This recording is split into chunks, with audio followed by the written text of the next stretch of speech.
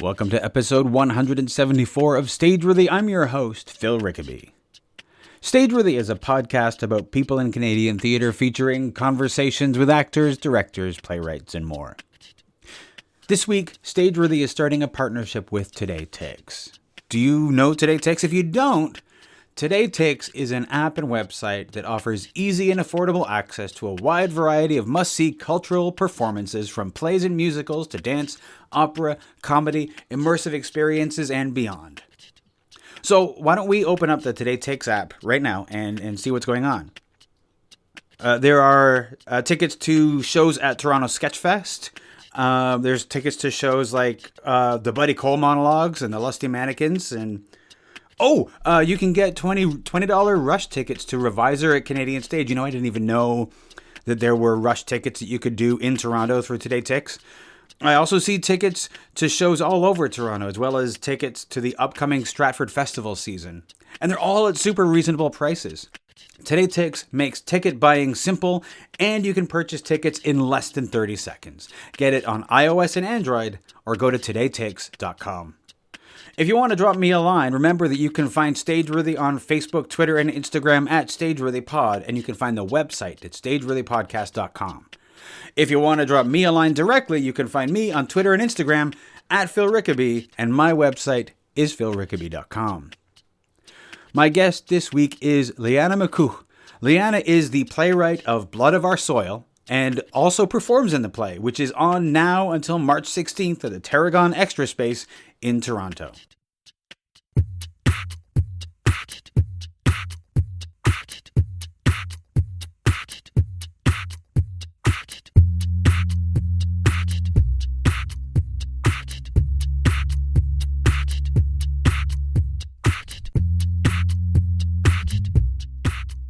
So what can you tell me about the Blood of Our Soil? Where shall I start? So it's a few years ago, I came across my grandmother's journal that she kept while she was emigrating from Ukraine during World War II. Okay. And it's just a very interesting thing to come across. Yeah. And one of her lines in it really resonated with me, and it said, "How can our land not but be fertile when so much blood, both Ukrainian and foreign, has continually seeped into it? It shows that our enemies must love our land more than we do, for they fight for it ceaselessly. Will we live to see that moment when our people join the circle of free nations?" It just really resonated with me. It was very articulate and really, this was before the Revolution of Dignity occurred in Ukraine at the end of 2013 into early 2014. And I think I maybe had come across it the year before and had thought to myself that this might be like an interesting project to do at some point. And then that happened, the Revolution of Dignity, and my Baba's words just kept resonating with me. Will we live to see that moment when our people join the circle of free nations? And I felt compelled to follow that initial impulse. It just felt like that was the right moment. So I began development when I, working up to the first iteration, a workshop project. We performed that in March 2017.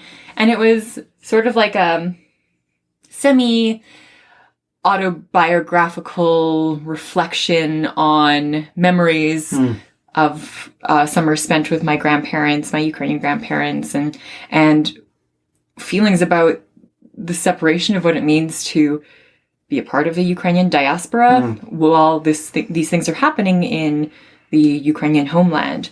And so that was sort of the first iteration, and then it went very well. It was a 3-day presentation. We had a lot of support. We presented it in Edmonton. And then following that, I felt like I wanted to understand deeper and more fully what's happening in Ukraine today. There's only so much, and that's part of what I was sort of talking about in the workshop presentation, or sort of reflecting on as a character, that you can only learn so much from like a news article or and understand so much. And so if I wanted to bring the play to a new place, which I did, I felt like I needed to go to Ukraine. So my company, Pyretic Productions, me, Patrick Lundeen and Matthew McKenzie booked some plane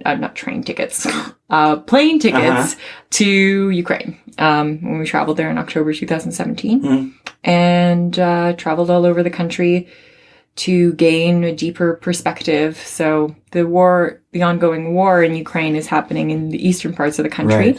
Right. But we went as far west as the Polish border, like literally we walked to the Polish border and we went as far east as we could within about like 5 kilometers of the contact line. And did probably, I don't know, over 50 interviews with people to gain various perspectives and learn. And it was just an invaluable experience personally, culturally, and as an artist and as a human, and has really shaped it's shaped the trajectory of the play and the kind of work that I want to do. Was it your first time to Ukraine? Yeah. No. Okay. I had gone as I was a teenager.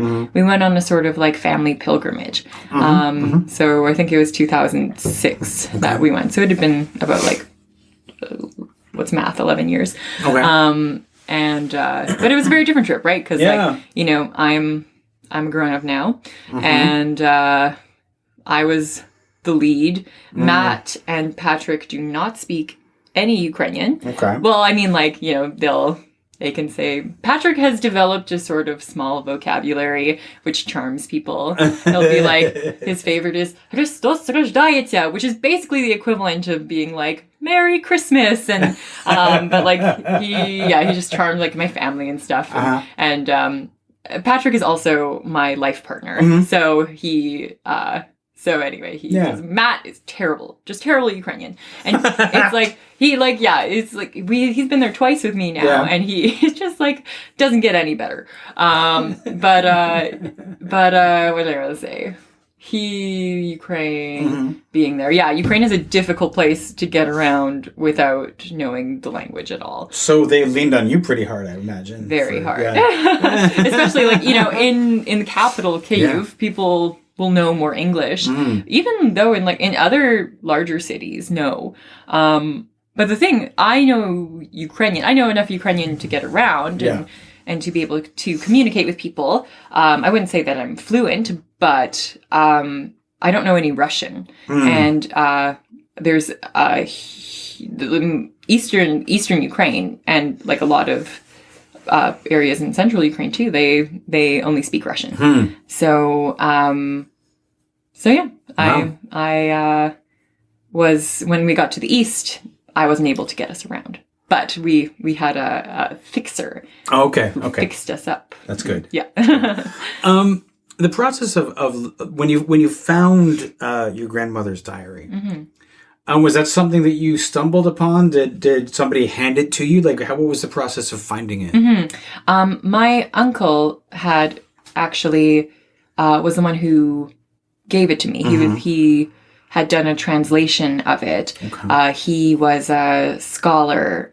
He with the Ukrainian Canadian Institute, the Canadian Institute of Ukrainian Studies, and so he did a translation of it and had a document of it and passed it along to me.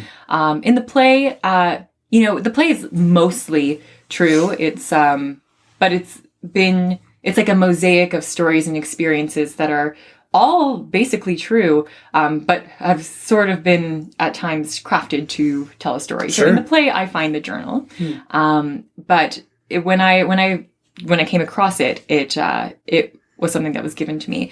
But yeah, my dad now has the original document, and so that it's a pretty special thing to have, and pretty.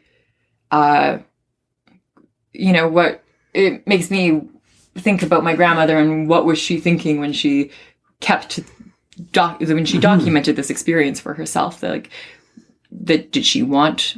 She knew that this was significant thing, and she wanted to be able to keep that story alive for her children, or for, anyway, it's just, it's interesting. Or is it just something that people did?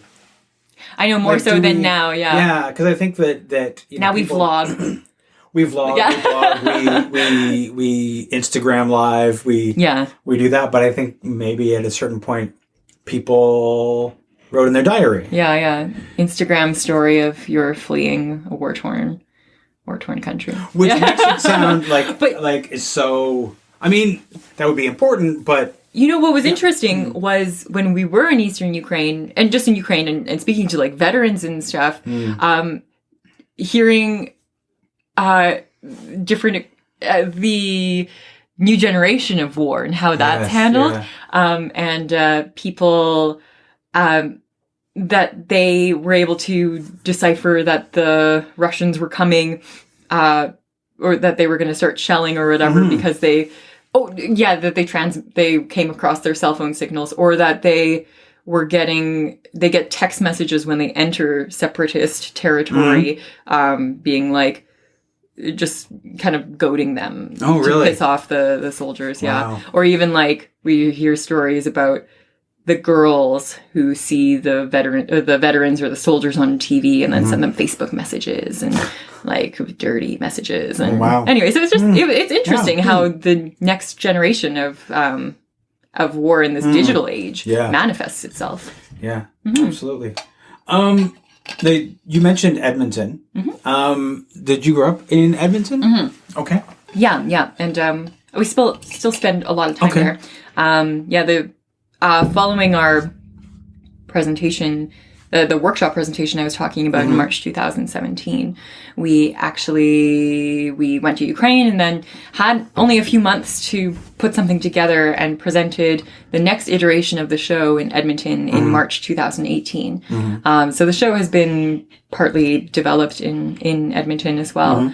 And so, that's where I trained and grew up, but we're spending time in Toronto as well now. And how did the play find its way here? Well, we presented the show in Edmonton and it was very successful. We basically sold out our whole run and had a lot of really positive feedback. But we had a lot of encouragement to bring the show to the next, to different audiences. People really wanted the story to be shared. And so we listened to that, but we also knew that we wanted to further develop the script, because like I said, it was only a few months and we were very successful with it, but we knew that it could go deeper and further. And we actually went back to Ukraine in October 2018 and did a workshop of the script with a group in Ukraine, a theater group in the capital Kyiv called Diki Teatr. And that was a really cool experience too. But I guess after our Edmonton show, we listened to that and we have roots here and we know people here. And we were like, can I swear? Yeah, fuck yeah. Yeah, we were like, fuck it. Let's start looking into Toronto. And our Matt is Matt McKenzie. He's a playwright and he's like the founder of Pyretic Productions and an associate. And he has found a lot of success in Toronto with his play Bears. It was in theater. Which is just about to open at Factory. Yeah. And Patrick and I, we were also involved in that as well. And so we had worked on Bears at the theater center. And so we were familiar with the Toronto theater scene, had like the introduction through that. And so it just made sense to as the next place. And also there's a huge, not that it's only for the Ukrainian community, but there's a huge Ukrainian community here. And so we knew that, we hope at least, that we have the support of that as a foundation. And so that's that. We started calling around, and so we booked the extra space at the Tarragon Theatre like probably 2 weeks after the show closed in Edmonton, and we were like, okay, well, I guess we're doing a show in a year. And have been gearing up toward that. I mean, when you mentioned like it's not just for Ukrainians, but there's a Ukrainian base here. It's very, I mean, that's a good it's good to make those connections and to bring those people out. Kim's Convenience did that very successfully with the Korean community. And so like those kinds of connections can only help to build the show. Yeah. And it's nice to diversify like a theater audience. It's actually, well, in Edmonton, we did also definitely tap into the Ukrainian community there. And our audiences were not your typical theater going audiences, and which brings about interesting experiences. Sure. Like there was cell phones going off almost in every show, and it always happens at the most dramatic times. Of course it does. Yeah, of course it does. And like people taking pictures, we had to like keep putting up signs outside in the lobby, like no pictures or video are allowed, strictly prohibited. Yeah. Like there's this and this, and so we joked about that. But yeah, we were joking that there were like bootleg videos of Blood of Our Soil on the internet because people would video, which means that they're engaging and that they really liked it. But also Equity, the actors union, and can't do that. And so we had to do our best to try and stop people, but that bootleg footage is out there. Have you gone searching on YouTube to see if it's there?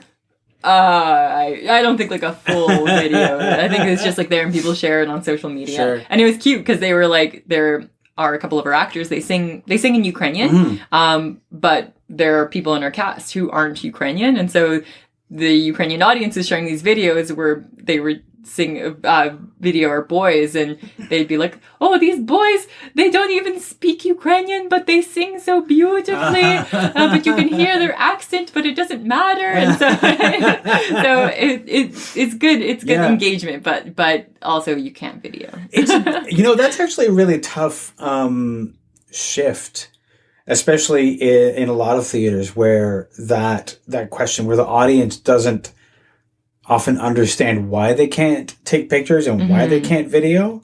And I think it's a constant struggle. It's like, this is what the audience wants to do. And in a lot of cases, not because they want to bootleg it, just because that's how people remember things. And it's the culture these days too, like capture everything for your Instagram or Facebook or Yeah, it's I think it's it's a difficult balance to travel. And again, the problem is that like you're not allowed to do that. Like there's reasons why you're not allowed to do that. It's not just because we're just party poopers in the theater. No, because there's all kinds of reasons why. Yeah, definitely. Yeah. And I think that's a good point.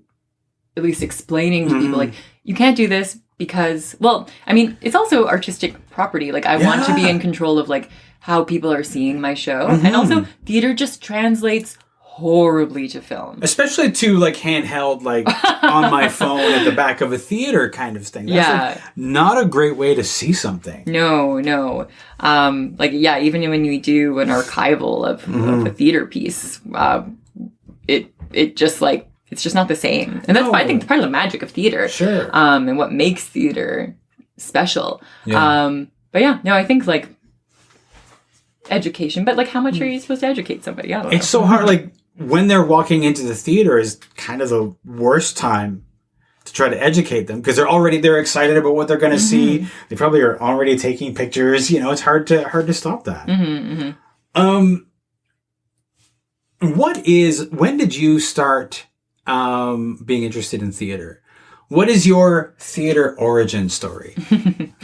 I've always been very sensitive and like a bit of a ham. Like I was always like in home videos, I'm always like, my dad's the videographer, and I'm always like doing silly things to get his attention and like be in front of the camera. But my parents, they like put us into, my sister and I, they put us into all sorts of extracurricular activities, and one of them was drama. And actually, ironically, we were in this program, and then my sister was accepted into the pre-professional program. And I actually don't remember if I wasn't or if I just didn't go into it.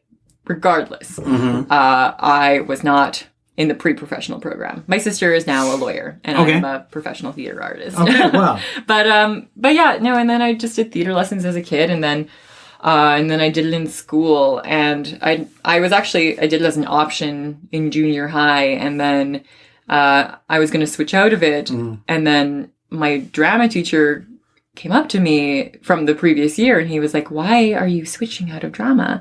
And then I won the grade 7 drama award. And I was like, maybe I shouldn't switch out of drama. And so I kept doing it. And like, I've just always found, I've found a lot of reasons, ways in which to use my creativity productively. Yeah. Like in classes outside of drama, like in social studies, if we had to do a project, I would, like a presentation, rather than just like doing a presentation, I would make it so that I could make a little film, like a short film, and edit something together and do that, which was always like a great way of getting a high grade. But I just had way more fun doing that than I did like writing an essay or something like that. Yeah. And then I just kept doing it in school, and it's just those people who come across your life as your mentors and people that encourage you to keep pursuing the path that you're pursuing. And there has been a few times where like I was like, I'm not going to do theater anymore. I'm going to, when I graduate from high school, I'm going to go into law. And then my drama teacher in high school again was like, you could do this in university. And I was like, oh, I could. I'm like, why did you tell me that? I could be a lawyer now. Was there a moment aside from that when you were like, this is like, I could do this for my life? Well, that was that moment in high school. Yeah. That like, it was my high school teacher. She brought in, a friend of hers from New York who teaches internationally and that kind of thing. And she was there a lot, actually. She did a lot of workshops with us and stuff. And it was then where she was like, I think you should do this in university. And you know, just having somebody believe in you and what you do, shapes who you are. And so I did. I pursued it in university and then did a Bachelor of Fine Arts in acting, and here we are. Where did you go to university? I went to the University of Alberta. Okay. Yeah, their BFA program. I think I've spoken to a few people who've gone through the U of A. Probably, yeah. It's a great program. Yeah, it's what I think. That's everybody that I've spoken to says that. So, yeah. At what point did you start? I mean, you were making films and things when you were in school, but when did you start writing? Well, yeah, I mean, throughout university, I had opportunities in classes to be creating things. And I mostly did things in terms, and I've done stuff for the Fringe and stuff like that, but in like a collective collaboration sort of capacity. Yeah. This is actually my like first project where I am the sole creator. Well, like the primary writer. I have a dramaturg, and Matt and Patrick have been indescribely helpful in helping to develop and shape the play. But this is I am the writer of this. So this is my first project, solo gig. How does that feel? Well, I'm like, why did I choose such like a massive beast of a project as like my first play? But no, it is right. Like this play was just like bursting out of me. I had actually approached Matt about the idea of like writing this play with my grandmother's journal, and then he was like, yeah, no, it's like, get me some information about it. Like I want to learn more. And then I started I sat down on my computer one day and it was just like literally bursting out of me. I just started writing. And then I was like, Matt, look, I wrote this thing. What do you think? And then he was like, Lianna, you have to write this play. And I was like, yeah, you're right. And so then I started applying for grants and stuff. And wow. But yeah, I mean, to answer your question more directly, in Edmonton, there's this really great festival. It's called Next Fest, and it's for emerging artists. Okay. And it's really cool because it creates a kind of, not outside of school, it creates a cohort amongst your generation of artists. And it just is like 2 weeks of arts parties and arts and and it's multidisciplinary, and there's a lot of theater and just like kind of cabaret style things. And so I never actually wrote a play for the theater part, but I did a lot of creation stuff for the cabarets and stuff like that. That sounds amazing. The festival? Yeah. Oh yeah. It's honestly, it's the best. It's because I think that's part of what makes Edmonton have such a strong theater community. And it's really just like 10 days, but like of hard partying, and which is so fun. And I mean, like, I met my life partner, Patrick, at Next Fest, and I think a few people have. Yeah. So like, there's a lot of people who've like hooked up and not met their life partners too, but it sounds like the kind of thing that, I mean, that's pretty uniquely Edmonton, I think, because of the community. I know the Edmonton Fringe a little bit, and how massive that is, and to sustain something like that and to keep something like that going, especially so big, you would have to have some kind of like way to bring the communities together and to make some amazing things. So I think that's pretty awesome. Yeah, no, it's great. Now if I go to a Next Fest event, I'm like, oh my God, I'm really old. Like, I shouldn't be here. I just it's obviously that I'm on the top end of the Next Fest spectrum now. I even think like I'm turning 30 in a month, and they don't even let you do Next Fest anymore when you're 30. Oh, so I haven't been for a long time. Yeah. But anyway, it's just interesting. Are you freaking out about 30? No, I'm not. Okay. No. That's good. I mean, like, a little bit, because it means that I just feel like when I was a kid and I looked at 30, I was like, those are people that have their shit together. Oh, I know. Yeah, and now I'm like, that's going to be me. I spent a lot of my teenage to young adult years wondering when it was going to happen, when I would suddenly be a grown-up and I would know all the things, I would know how the world worked, and I would have my shit together. Mm-hmm. And apparently what I learned was that my parents and all the adults I knew when I was a kid were just faking it all the time. Yeah, I think that's what growing up is. Yeah. Learning that people are just faking it. Yeah. Yeah. That was actually a really disillusioning realization, because I was so hoping that one day I'd figure it out. But apparently not. Here we are. So you, what was your connection to Toronto before you came here? Because you said you had like some roots here. So what was the connection, having been from Edmonton, meeting your partner in Edmonton? What was the connection in Toronto? My mom was born here. Okay. And my grandparents are here. Mm-hmm. And my grandparents have had a cottage north of Toronto on Georgian Bay. Mm-hmm. So I actually spent my summers growing up at the cottage. My parents shipped my sister and I off for 2 months to spend summers with Baba and Guido at the cottage, which was honestly a win-win for everybody. Sure. Baba and Guido got to spend time with their beloved grandchildren, and then we got to just like hang out at the cottage all summer. Yeah. And we had this group of little like cohort. It was 3 pairs of sisters. So there's 6 of us, a little like girl gang, and it's a little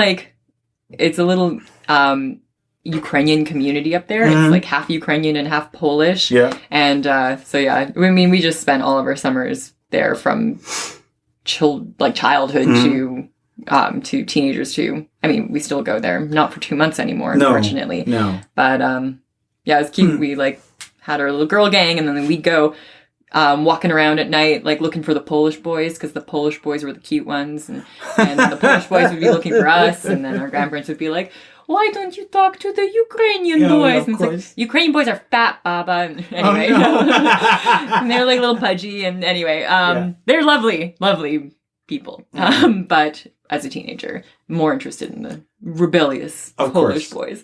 But so those are my roots here, and so I have lots of family in Toronto, and that's the play is actually inspired. A lot of stuff is inspired by spending those summers at Baba and Guido's. Really? Oh yeah, definitely. So like I said, it's sort of like weaves in memories, and it's a mosaic of stories and experiences.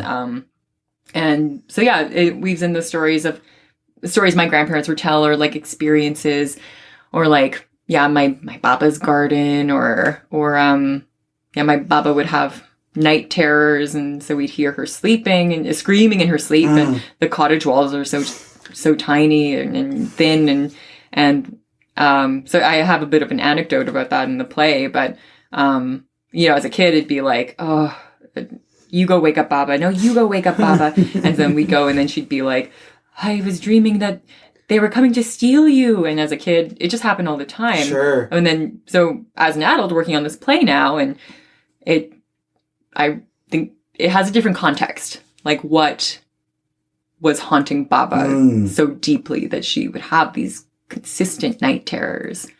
And it would be a thing that as a child or even a teenager that you couldn't even fathom what would be behind that. Yeah, like, I mean, we would know intellectually, like she would say, like, I dreamt that they were coming to steal you. And they were always, like, it was always about them coming to steal you. Yeah. But then, and it's like, oh, okay, Baba, it's okay. Just go back to sleep and that's fine. But now my grandmother was kidnapped by the Nazis and stolen from her village and taken for slave labor in Germany. So, like, it's a whole different context. Yeah. And yeah, just coming to understand what that means as an adult and thinking back on that. Did you have any idea of that then, or was that something that you learned through the diary? That's actually, the diary is my paternal grandmother's. Yeah. So like I say, it's like a collage of experiences, but,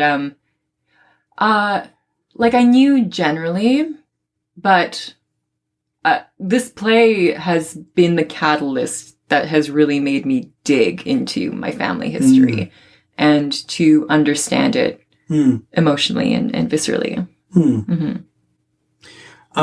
You mentioned, working on the play with a theater company in Ukraine. Yeah. And what was that? Because here you are, and you, as you said, your Ukrainian is not fluent, and you were taking this play that was written in English to a Ukrainian group. Were they speaking it in English? What did you learn from doing that with that group? Yeah, well, one of the veterans that we met and interviewed, his name is Rena Hanchuk.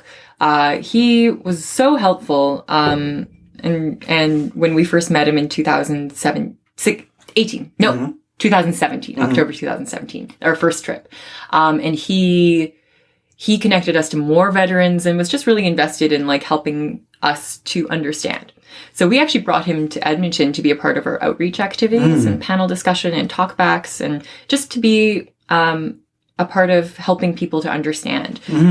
He's actually coming back for the Toronto presentation as well. He's arriving on Monday.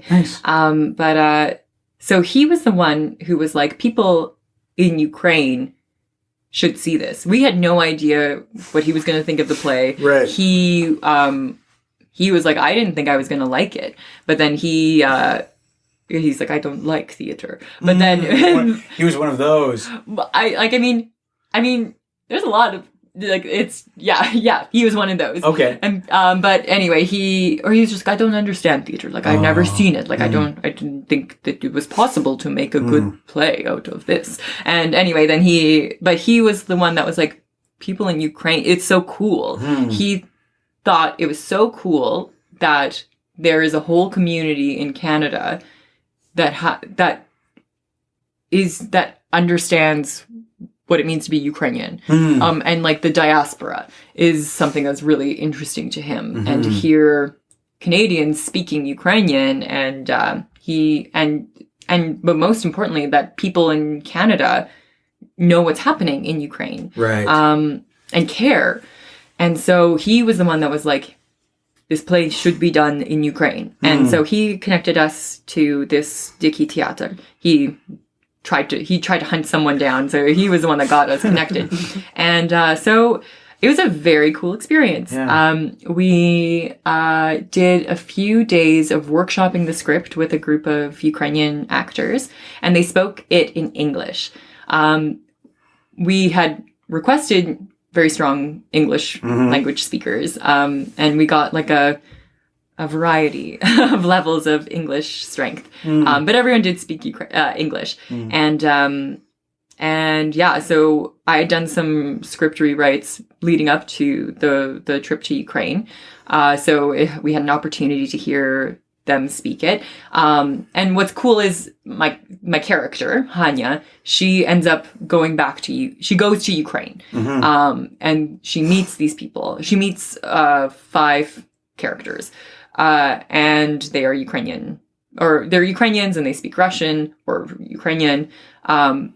Their everyday lives, but to her they speak in English. And in Canada we don't use accents. We don't want to get into that. Like we don't want people to be fussing with accents or for the audience to hear them as separate. We want people to understand that these are just people. Yeah. And it's a great choice. But it was something so cool about hearing these people speaking with accents. And sometimes actually, I mean, I'll be writing and my director will be like, Lianna, this sounds like ESL. Or the actors will be like, can I just say this like this? And I don't even realize it, but I'm subconsciously writing for the character, like hearing the accent or just that way of speaking in English as a second language. So to hear them speaking in accent, it was like, oh yes, it's how it sounds in my head. But then also working with them, we had the ability to have them speak to each other in Russian or in Ukrainian. And there was something cool about isolating my character in that way. Right. And that feeling of being in a foreign country, it just raised the stakes. So our, got written into the script and our lovely Canadian actors have had to learn how to speak in Russian. All right. They've done so well. It's really great. Nice. But yeah, we workshopped with those actors. Then we went away for a week and did some writing and came back and then did a couple days of rehearsal and then did a staged reading in English at the Les Kurba Center in Kyiv. And it had a full house of like veterans, theater people, activists, people from the Canadian consulate, and it was and got some really, and we had a little discussion afterwards and had a really great discussion. It was probably like the most terrifying experience for me to share this play that I've written. In some ways, it kind of felt like I'm bringing your story back to you, but it wasn't like that at all because the stories that we're telling, they're human stories that aren't reflective of everybody in Ukraine generally, right? Like not everyone, so much of Ukraine is not at war. Yeah. The politics penetrate everybody. People in Ukraine there's a lot of politics in Ukraine. And a lot of people are politicized, but the war is not, it's like the distance from here to Calgary, of a contact line, and which is huge. It's a big distance. But the rest of the country is not at war. So anyway, but it was great it just deepened our understanding, and we almost in a way got like approval from people, because people were very touched, and also get to know that a thing in Ukraine right now with this war is that so many people don't even know that it's happening. Right. Don't understand it. Don't even know that it exists. And so a lot of people feel like they're forgotten. And so, people were very encouraging that the story is happening here. And were very encouraging of the play, and also gave some really great feedback and thoughts of ways to strengthen it. And it was just I feel like the play was just able to go deeper and was deeply enriched by the experience. It must have been a really powerful experience performing that there. It was very cool. It was, and what I think it just, at the end of the day, we're all just humans, right? Yeah, and that's what that's my goal with the play, is to tell the human impact of this unimaginable political situation that is out of human hands. Yeah. It's in the hands of the powers that be, you know? But it's the humans who are the ones that are impacted. Yeah. So you've been working on this show for how many years? I guess 3 years. 3 years? Yeah. And you've taken it through different iterations. You've done workshops here and in Ukraine and all of those things. As you've taken this from that first draft to where it is now, is there anything that in particular that you can think of that you've learned about the play, or about writing a play, that you can think of? Yeah, absolutely. Where do I start? I mean, in terms of writing a play, just like, the how telling a story can really be like, and Matt has said this and has really impacted me, but crafting a play can be so impacted by a moment that sometimes it's just like fixing a watch. Just that kind of fine tuning that goes into a story can really change things significantly.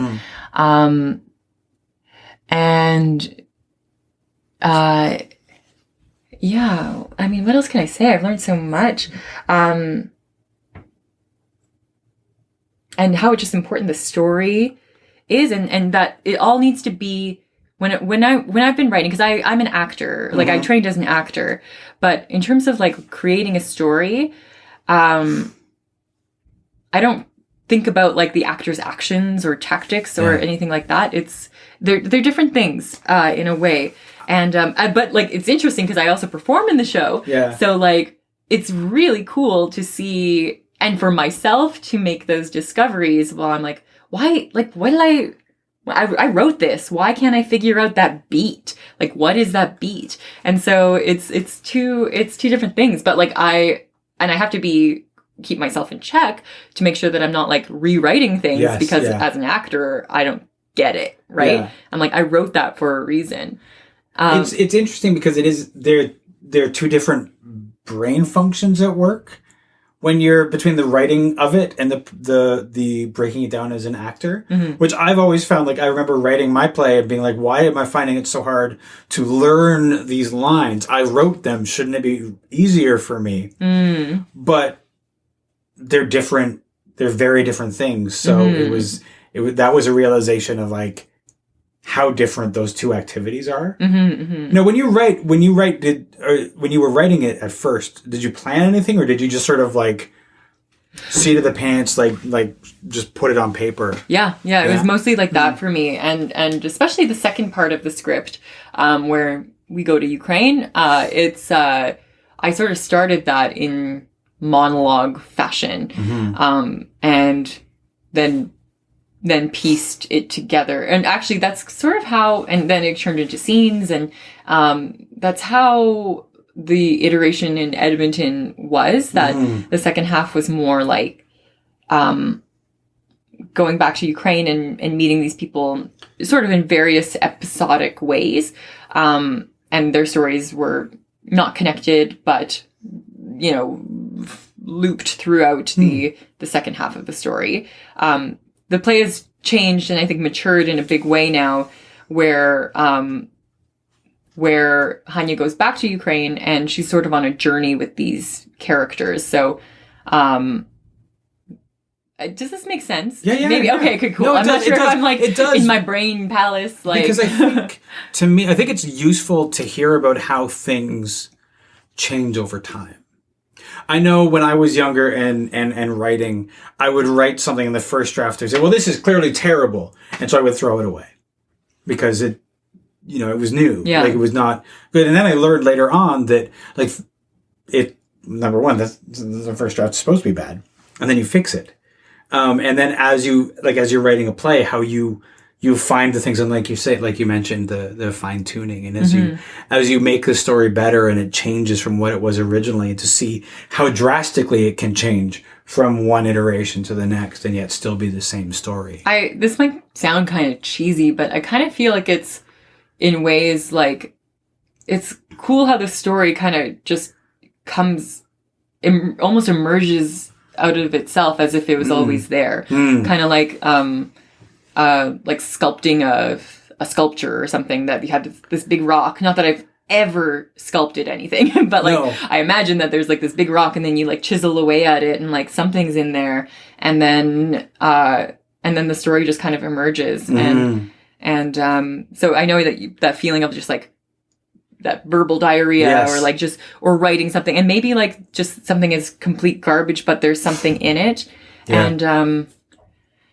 And I mean, this was a hard story to write, and Matt, in his experience, and he was so great at mentoring me and guiding me through helping me tell the story that I wanted to tell. And he did not let me off the hook. And it was frustrating, but really, really helpful. This just inherently, the story's not very active. Right. Like a young woman who's like with her aging grandmother and remembering her past and trying to figure out this journal, and like the journal is very storytelly. And so how do we make that active? And so it was a lot of that fine tuning and finding her Hanya's journey through why. And the hardest thing was figuring out, like, why does she need to go to Ukraine? Like, what is it that, right. And the Edmonton version, she needed to go to Ukraine because it was her, like, it was almost like a pilgrimage in a way, right? Which is fine. Yeah. But I feel like this new version is very different, and it's same but different, as they say in Thailand. There's more of a reason for her to go to Ukraine and to follow that journey, and it makes everyone's journey as a character, the stakes are a lot higher. And so yeah. What are you most looking forward to about this particular production? Having done it a few times before, yeah, and it's always it's been changing each time. What are you most looking forward to this time? Going on the journey every night, and sharing this story with a new audience, and seeing where we go after this, because I also don't want this to be the end. I'm really excited about other elements of the production too. We have an amazing projection designer, and Nicholas Main is his name, and he does incredible things with projection mapping. And so I'm really looking forward to what he's going to bring to, I know he's working very hard right now to make it all come together, but I think the projections are going to be very immersive and very powerful, and in subtle and also in like very overt ways. And so I'm really looking forward to seeing what happens with that, because I know we got part of the way there last year, and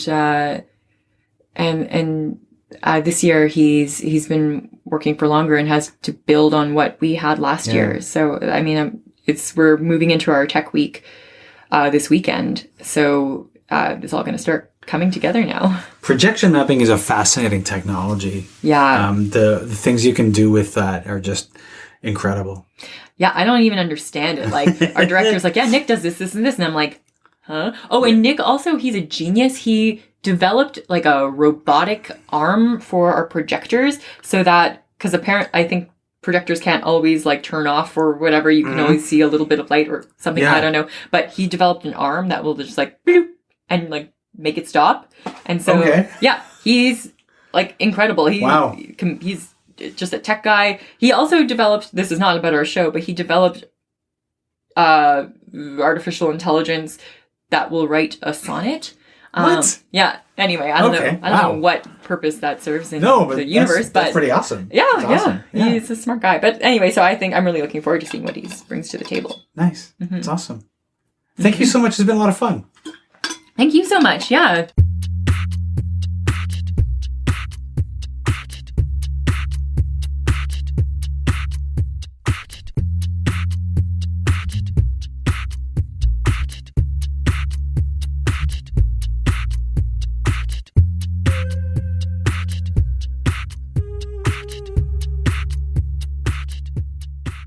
This has been a Homebody Productions production.